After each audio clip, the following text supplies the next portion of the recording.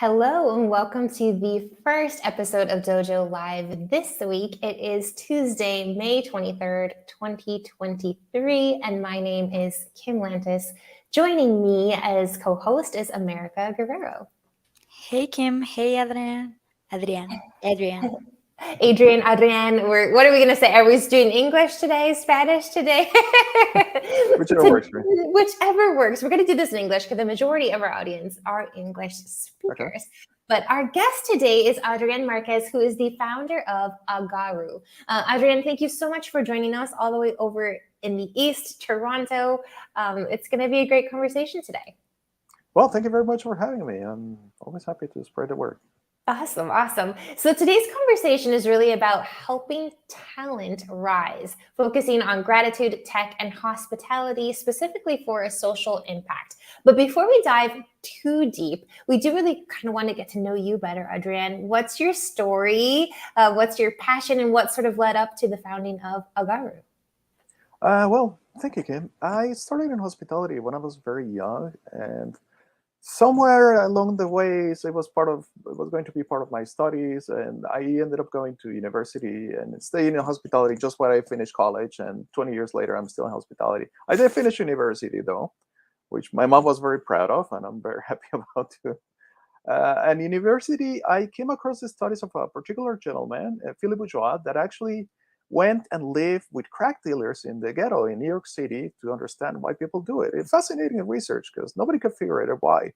And a big part of his research went deep down. He lived with them, amongst them, learned their ways and their social circles and what they value. And he realized that there's a lot of very, very talented, smart, hardworking people, but they didn't have a way out of that world. And the people sold crack not because it was an economic benefit and because there were very, very few alternatives, but also because money was a proxy. The money they got was a proxy for respect, the respect of their peers and their social circle. And that is really what fueled them. Because at the end of the day, isn't it what we all do, what we do? We want the respect of others and of our peers and of our social circle or society. So that got me really thinking, because I noticed in hospitality there's a lot of very hardworking, very talented people that could be very smart, but they don't have the papers or the access to education or formal education anyway. So if there was a way to combine that talent with the real needs of the world, in a way that where people can prove who they are and the talents they have, I think that's a real game changer. So that's what got me started into Agaru. I'm not a tech person by any means. I do love technology, but I just figuring out how to make the system work and putting it all together took surprising time and effort and a bit of money. But it's been a labor of love, and it makes me very happy. And just to think that this could help people one day to achieve the next level in their life, beyond governments, beyond institutions. It's just the effort of the person. I think that's the best way of helping people. All right, so this is all about hospitality, tech, and heart. So who is Agaru? What is your platform about? What are you accomplishing? What's the problem you're solving exactly? To begin with, Agaru in Japanese means to help something rise, to lift something up, amongst other things. But that's the meaning we're trying to focus on. And the idea is that with Agaru, people will have a platform where customers vote for the staff directly. And with this, the staff can have a record, like an Uber rating, where they can say, hey, I'm a 5-star. You're going to train me, you're going to hire me, you're going to give me a raise, or I'm going to walk, because other people will hire me. And the idea is that now that you have a talent record, this will open access to opportunities, as I was saying, just maybe training, maybe other jobs, maybe even parallel to hospitality, because the skills that you learn in hospitality and you have to develop, the soft skills, well, so-called soft skills, they are in a way very, very difficult to learn as well and to manage. So if you have a record like this, the idea is that one day it will open doors that might change lives. The problem that we're solving is that in hospitality, it is very, very difficult to know if the person does a good job. There is very little metrics when it comes to guest satisfaction, surprisingly. You know that the person, what skills that the person are bringing, and you know that the benchmarks of the customers at the end of the day, because everybody has an idea, different idea of what great hospitality is or should be or should feel like. So matching those, it's very challenging. But if you can find someone that it's great at reading people and can deliver those experiences that the people are expecting, well, that's just magic. And that's where the money is for both the enterprises and the team. And as we have seen, without staff, a hospital, sorry, a restaurant, a hotel, it's just a pile of bricks. It is the That people is true. in there that actually make it work. That is absolutely true. So let's dive in real quick. We'll dive into the platform, how it works, and go a lot deeper here in just a second. But let's just talk about the questions that we're hoping to answer today. Yes, the questions are: how do soft skills impact the future of hospitality management? Can the recognition and appreciation of soft skills challenge the focus of monetary gain and potentially question the principles of capitalism? Let's see. I don't know. All right. So let's Well, talk. Go ahead. Go ahead. So maybe let's just step back. I think most of our viewers have this idea of soft skills, but let's maybe define that from the get-go. When we say soft skills, what are we specifically talking about? soft skills is basically the ability to empathize with people, listen well, and deliver experiences based around that. For example, it is the person that listens well to you and can give you exactly what you're looking for, even though you didn't know that's what you were looking for.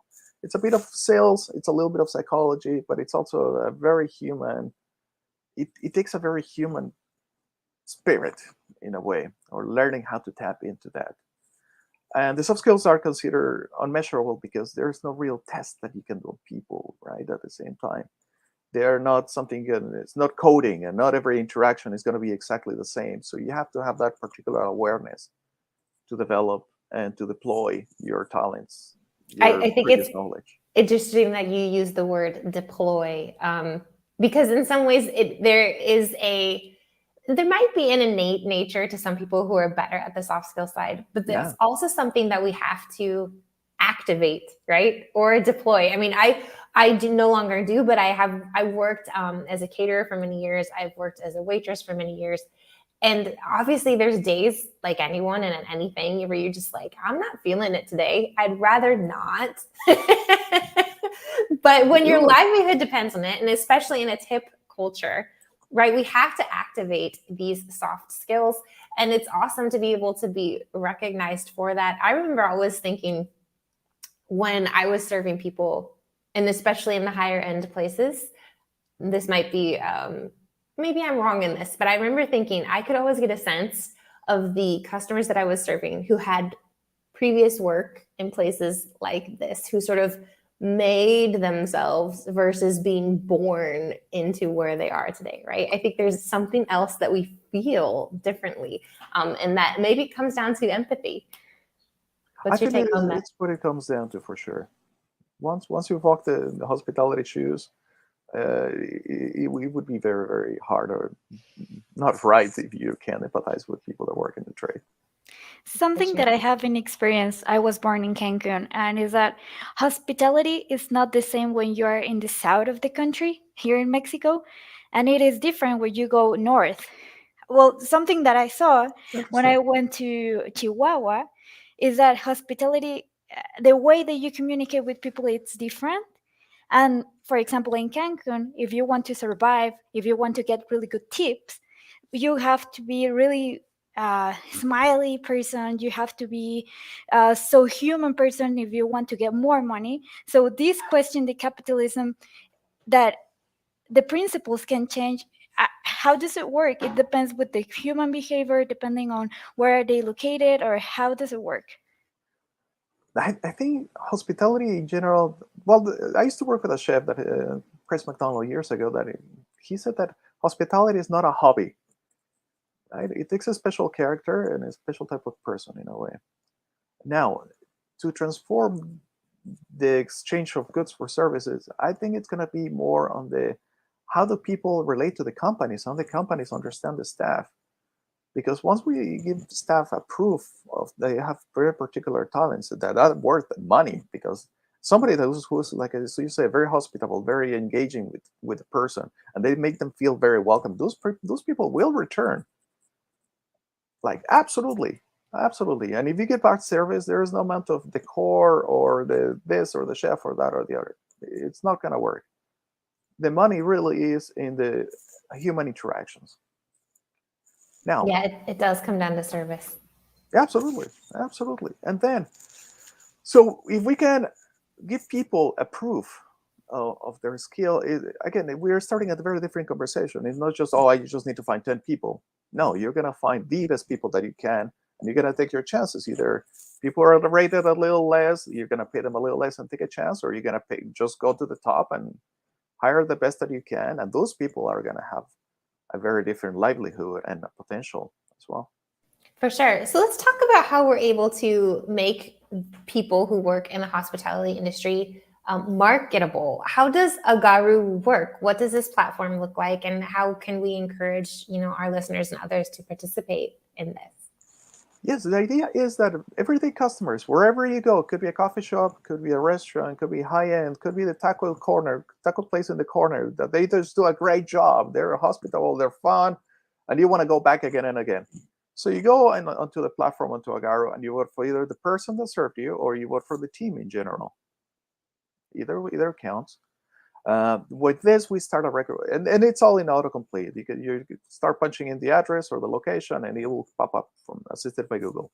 Then you tell me 1 to 5 stars. You punch in your email if you want to be rewarded. We'll get to the rewards and send it. So with that, we start a record for the person or the team, and we also send the person actual paper letter telling them, you know what, somewhere out there in the world noticed that you do a great job. Keep it up, because that never happens. There's never that kind of a recognition. And also for the manager of that person, we send them a letter telling them, hey, this person does great work. We never met them, but we know they do good work. Hang on to them.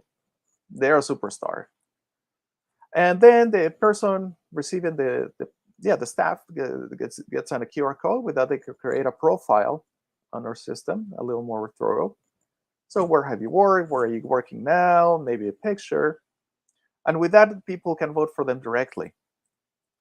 So wherever they go in the world, whatever other jobs next they have, they'll be able to say, hey, please do me a favor. It's like a combination between TripAdvisor and LinkedIn. Then, funnily enough, those are both the two platforms that were coming to my mind. yeah. Then for the company, we tell them, listen, this is our platform, and in our platform, you'll be able to tell how your team is performing on a daily, monthly, weekly basis. We aggregate all the team votes, and that way you create a dashboard for the company. So that we can say, okay, this team combination works out really well. Maybe this combination needs a little more work. There's also subcategories that we can customize, things like timing and product knowledge and the greeting and whatever the company might think it's important to them. But also it's so important for the staff to know also, how am I performing? What am I missing? Because a lot of the time, the people leave and you assume they did a good job, but you don't know. Maybe you were short on this, or the timing was not great, or your greeting needs a little more work. And that's the information that really helps you get better at your job. We also provide the staff with resources for free so that they can develop their skills. Okay, how do I learn about sales? How do I become more grounded? How do I get home? When I come home at the end of the day, it was a really long day and I'm all wired up. How do I decompress without drugs or alcohol, which are also a whole other topic in the industry. But the idea is to give people a holistic solution to help themselves. It's amazing that it helps you to improve your work, but I can see that there is also a benefit with companies so they can reduce the turnover, right? If they are Exactly. happy, they stay there. How does that impact, or what have you seen? Well, it's been interesting. The ones we did a pilot program in Texas with a group of restaurants there, and there was one gentleman whose votes were just off the charts compared to everyone else. So that's definitely talent. What you do with him or not depends on the company as well, and for the person themselves too. Right? Do I want to stay here? Am I happy here? Do I feel treated with dignity and respect, or because I have this, I can find myself other opportunities? Yeah, it makes a lot of sense. So who's your target user? Is this something that you're selling to the hospitality industry, to the businesses, the hotels, the restaurants, etc.? Or Right. is this something that an individual, I'm a server and I want to create my account? Who has the control here? Well, they both have a little control. That's the other thing, because normally there's a lot of software that works within hospitality enterprises like Medallia, but that information only stays inside the company, doesn't travel. And with this, the staff can vote out, can opt out. It's their data. They can opt out of the combination of votes. And we are really gearing towards the enterprises. You want to know how your team performs, and you want to be able to retain and ensure that you have talent, because spotting talent is very, very difficult, especially when there's no metrics. So that's what we're offering, and we have a sliding scale. Smaller restaurants, smaller places will pay something symbolic, and it just scales up depending on the team size. Mm-hmm. Yeah. And I think it's interesting too, like in the terms of the individual, where we are here, the sponsor of dojolive is Ancora. We are a great place to work certified. That's a renowned certification that speaks to you as a business, but also for job seekers, right? Like, is this a company that I would or maybe not want to enter, something like Glassdoor or all these other places that where you can reference what the culture, the ambiance of the workplace is. So is this kind of your ultimate goal? Like, what's the rating, not of the individual, but also the establishment on Agaru? Oh yes.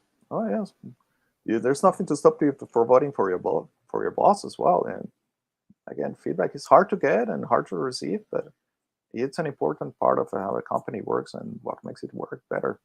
Right. And I think there's this third ingredient here, and the most important part, I suppose, beyond the actual, beyond the workers, and that's the clients, the customers of hospitality. So the people who are eating in your restaurants, staying in your hotels, lots of other places. Are we talking about beauty parlors? I mean, first of all, what's the limit and what's the definition of hospitality? But also, how do you get those customers or those users involved? How do we vote, so to speak, or score on Agaru? Well, right now I'm just relying on word of mouth, and it's been a hardcore number of participants that have just voted for wherever they travel. And here's what it comes down to. It's also a form of expressing gratitude, right? And gratitude is not, in this case, is not just saying thank you or giving a tip, because a tip is just $1 today. But with that gratitude, and we put in gratitude in digital terms, it's you're really truly helping somebody's life, not just today, but in their career as well, to help build a career. And so, long story short, I depend on participation of everyday people wherever you go. You come across people who are talented, and then the staff themselves, once they get the letter, I found that that encourages them to ask for votes for participation from their customers. So our goal would be that ideally the staff is the one asking for participation from customers. And then for every 10 votes that customers sent me, I send them a bottle of wine. What? Oh, yeah. 10 votes and you get a bottle of wine. Yep. All right, well, sign me up. I'm going to agaru.me. Yeah, that's it. All I need to know is your email so I can know that it was you that's sending me the vote.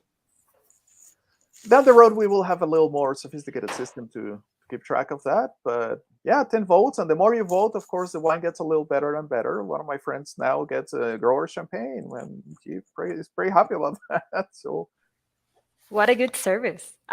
Speaking Yeah. of languages, when Kim opened the platform on her cell phone, it was in English. For me, it was in Spanish. What about German? For example, I want to give a feedback.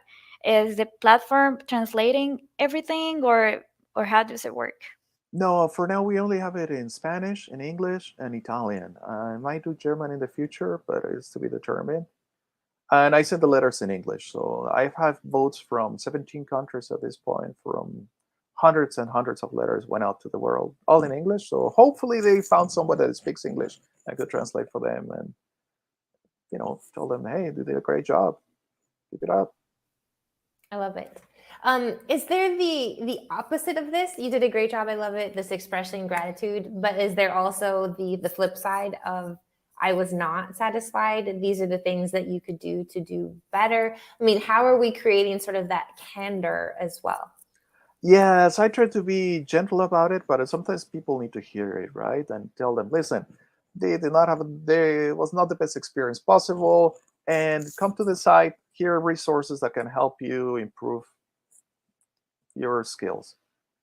There's different categories you can go into. As I said, there's sales, there's teamwork, communication, how to listen to people well, and I also have a little bit of what I've learned in 20 years of hospitality and how to approach, how to triage people, all the systems that I have in my head, that if I can share that with people and that I can help other people, well, I think that's the way up.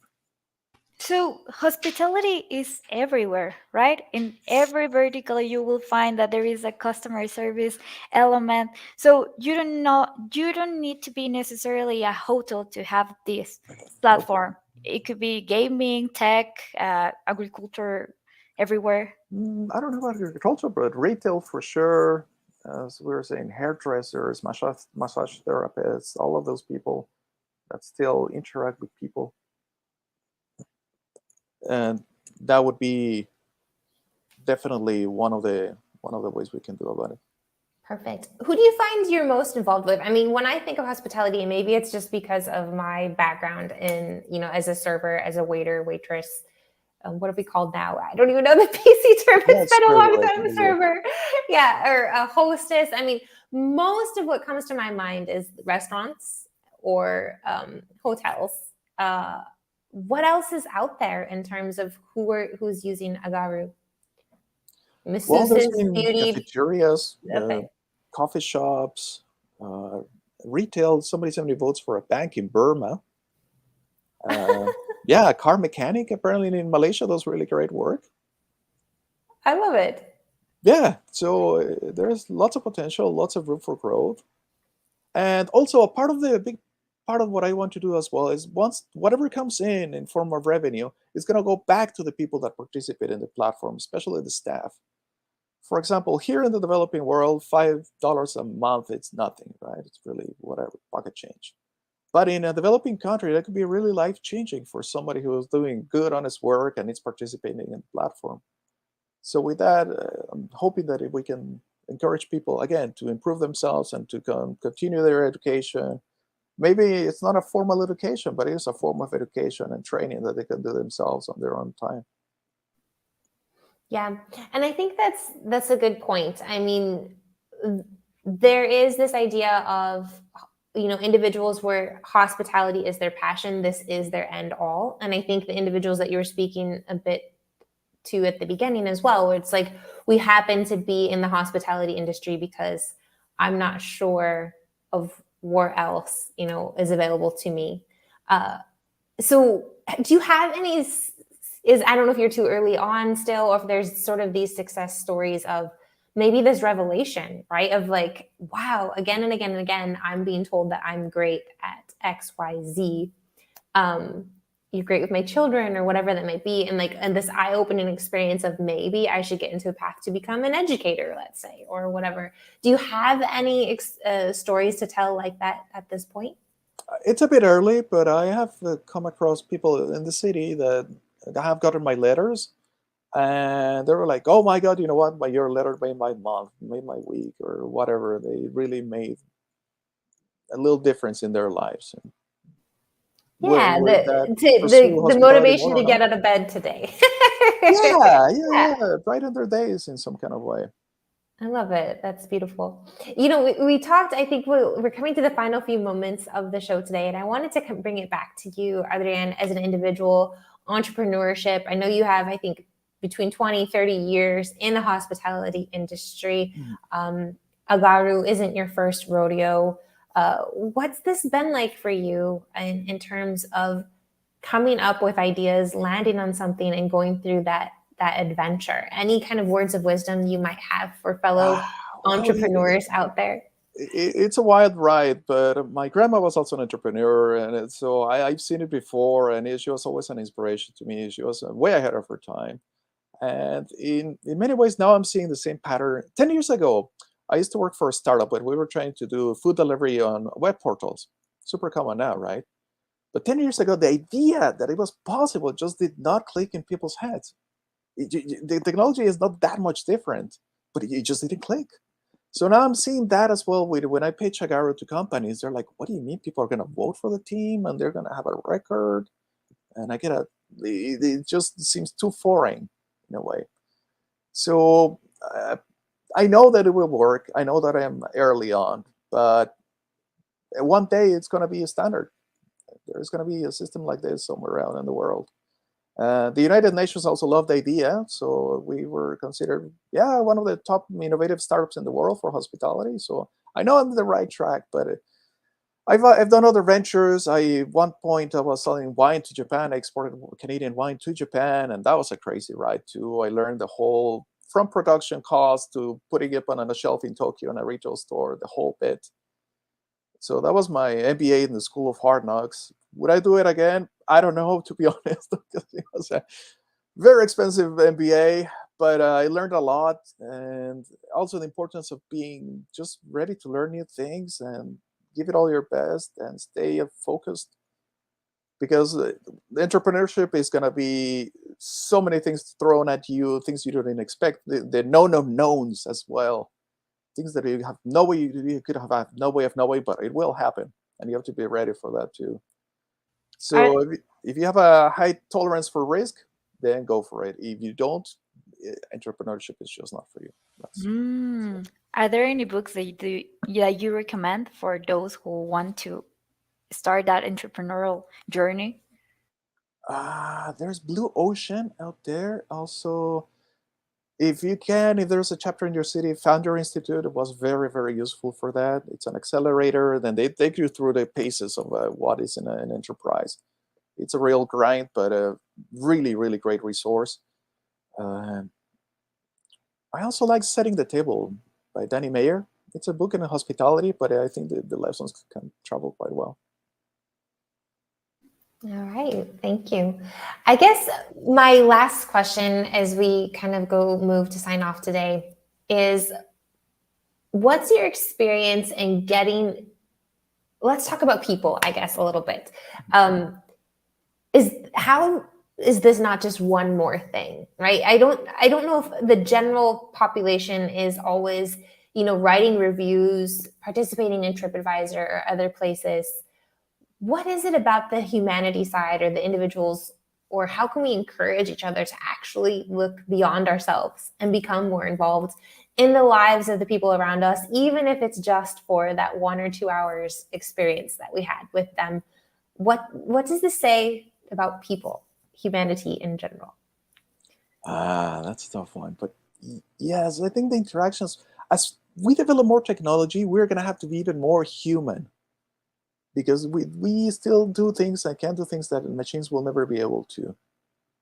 And one of those things is to be able to empathize with others. And again, expressing gratitude, it's the greatest things for your soul. And gratitude, I think, is one of the nicest feelings that a human can express.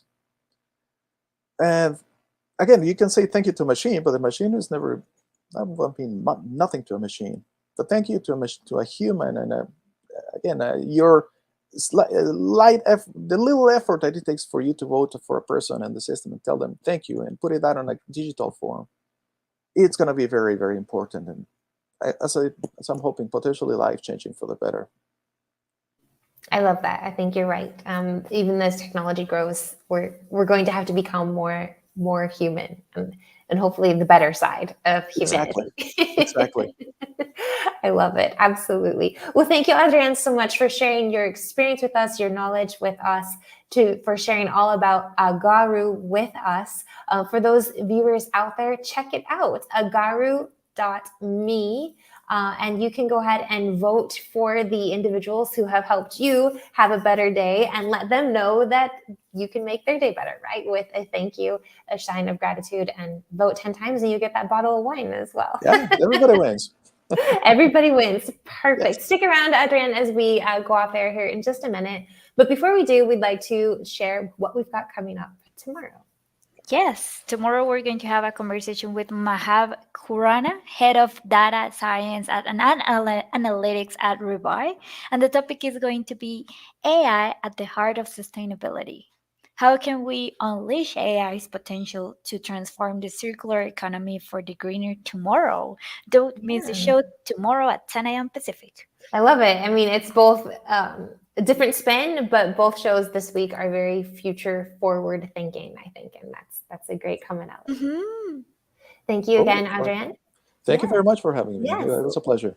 Take care, everyone. We'll see you tomorrow right here at Dojo Live, 10 o'clock Pacific.